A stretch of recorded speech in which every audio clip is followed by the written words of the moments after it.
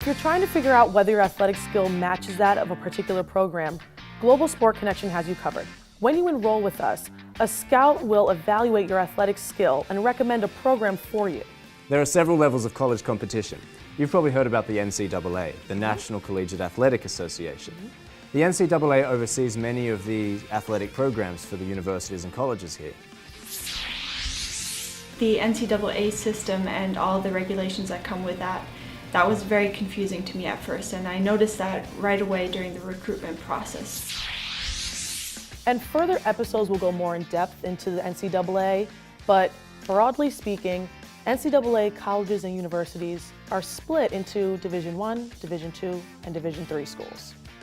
Division I schools are generally large schools with big athletic budgets and elaborate facilities. Division II schools provide a good mix of high-level competition with a traditional college experience.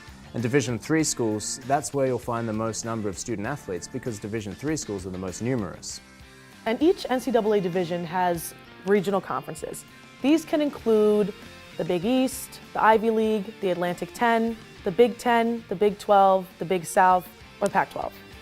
Teams play in each regional conference championship, with the winner of the championship often advancing to the NCAA National Championship, and this is where sports careers can be made. Stay tuned for future episodes because we're going to talk more about the different regional conferences so you'll know where to go if you've got your heart set on playing in a particular conference. One of the things that I found quite confusing when I transitioned to the US was the US conference system. So for Dartmouth Field Hockey, we had 16 games on our schedule, and just to figure out that those were not all played within the same conference. So you have Ivy League games mixed in with regional games, mixed in with out-of-conference games, and being able to understand what these different conferences and systems mean, that actually took me quite a while to figure out, and I kind of wish that I had understood that going into the system. Another thing I sort of wasn't aware of was the differences between the many conferences in the NCAA. Really wasn't sort of aware of the strengths and weaknesses of particular conferences, and that information may have been beneficial to me when I was being recruited.